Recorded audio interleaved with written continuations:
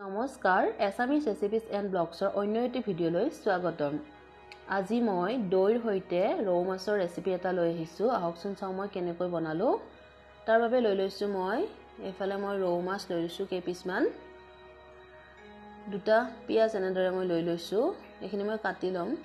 নেহুৰ লৈ লৈছোঁ মই কেইপিচমান, আদা লৈ লৈছোঁ মই এডোখৰ আৰু এটা ডাঙৰ বিলাহী এনেদৰে মই কাটি লৈছোঁ। লগতে লাগিব আমাক দৈ লাগিব, যেহেতু মই দৈৰে বনাম ৰেচিপিটো। দৈখিনি মই ভালদৰে ফেটি লৈছোঁ। এইফালে মই লৈ লৈছোঁ ধনিয়া গুড়ি, ৰেড চিলি পাউডাৰ লৈছোঁ, নিমখ লৈছোঁ, হালধি লৈছোঁ আৰু জিৰা গুড়ি অকণমান লৈ লৈছোঁ। নিমখ সোৱাদ অনুযায়ী দিব আপোনালোকে। এতিয়া মই মিক্সিং জাৰ এটা লৈ লৈছোঁ, ইয়াতে মই বিলাহীখিনি দি লৈছোঁ এনেদৰে, আদা ডোখৰ দি লৈছোঁ, নহৰুখিনিও দি লৈছোঁ মই একেলগে। এতিয়া মই ইয়াতে পিঁয়াজখিনি কাটি লৈছোঁ এনেদৰে, পিঁয়াজখিনি মই একেলগে দি দিলোঁ। এতিয়া মই এইখিনি পেষ্ট কৰি ল'ম।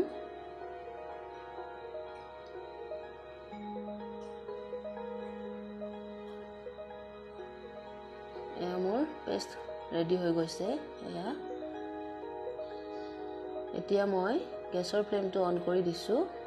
এখন কেৰাহীত মই এনেদৰে ৰিফাইন অইল অকণমান দি লৈছোঁ। তেলখিনি মই গৰম হ'বলৈ দিছোঁ। এইফালে মই মাছখিনিত হালধি নিমখ অকণমান সানি লৈছোঁ। এতিয়া মই এপিচ এপিচকৈ এনেদৰে দি লৈছোঁ।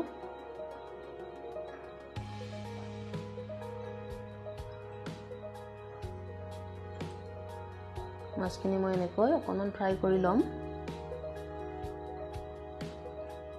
মই অকণমান সময়ৰ পিছত মাছখিনি এনেদৰে লুটিয়াই দিছোঁ।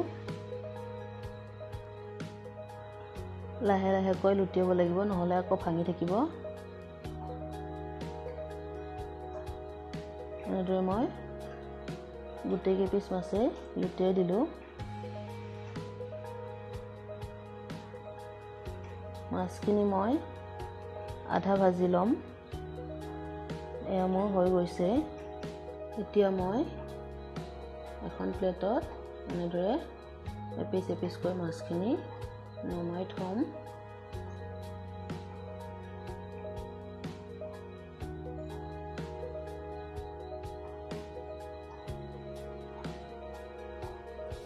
এতিয়া মই একেখন কেৰাহীতেই এচামুচ নহয়, হাফ চামুচ মই জিৰা দি লৈছোঁ, গোটা জিৰা। দুটা মই শুকান জলকীয়া দি ল'ম।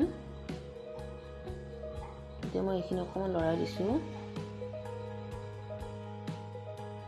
এতিয়া মই ৰেডি কৰি ৰখা পেষ্টখিনি ইয়াতে দি দিলোঁ। গেছৰ ফ্লেম মই মিডিয়াম টু ল' ফ্লেমতে ৰাখিছোঁ। এতিয়া মই এইখিনি ভালদৰে লৰাই দিছোঁ।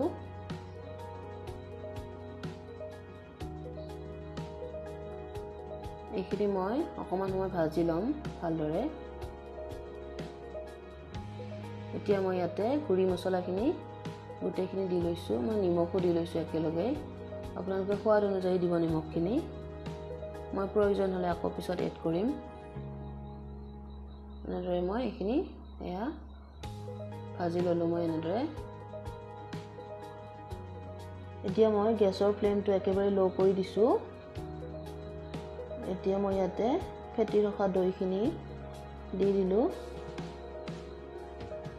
দৈ দিলে আপোনালোকে গেছৰ ফ্লেম ল' কৰিয়ে দিব। বিলাহী আছে, ফাটি যাব পাৰে দৈখিনি, সেয়েহে আপোনালোকে গেছৰ ফ্লেমটো একেবাৰে ল' কৰি ৰাখিব।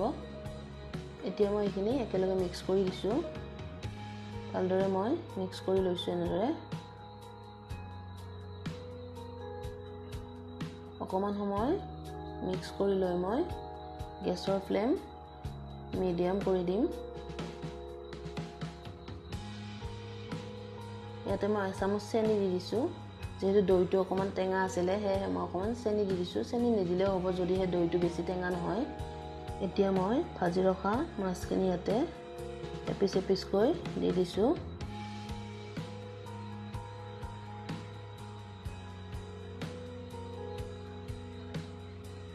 এনেকৈ মই গোটেইখিনি মাছ ইয়াতে এড কৰি দিলোঁ। গেছৰ ফ্লেম মই মিডিয়াম কৰি ৰাখিছোঁ। এতিয়া মই এখন ঢাকনিৰে 2 মিনিট সময়ৰ কাৰণে ঢাকি দিলোঁ। এতিয়া 2 মিনিট পিছত মই ঢাকনিখন আঁতৰাই চাইছোঁ। এয়া মাছখিনি মই এতিয়া লুটিয়াই দিছোঁ এপিচ এপিচকৈ। লাহে লাহে লুটিয়াব, নহ'লে মাছখিনি ভাঙি যাব পাৰে। এনেদৰে মই লুটিয়াই দিলোঁ।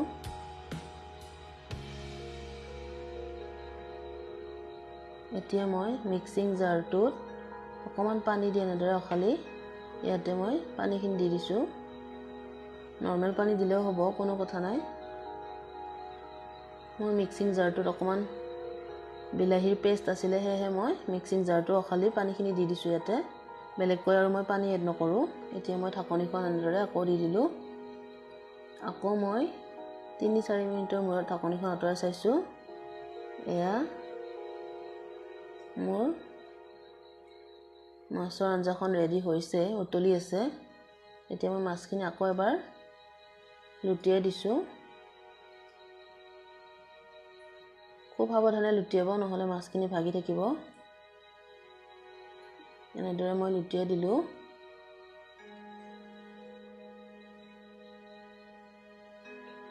এতিয়া মই ইয়াতে অকণমান জালুকৰ গুড়ি দি দিছোঁ।